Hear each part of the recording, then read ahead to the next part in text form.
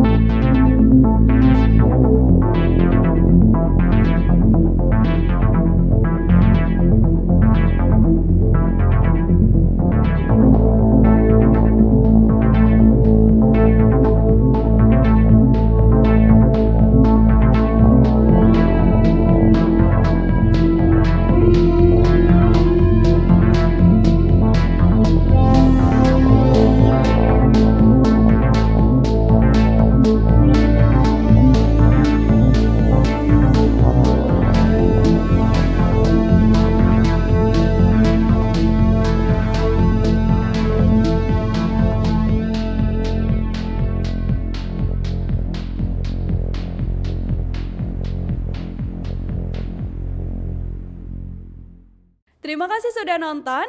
Jangan lupa like, subscribe, dan share ya.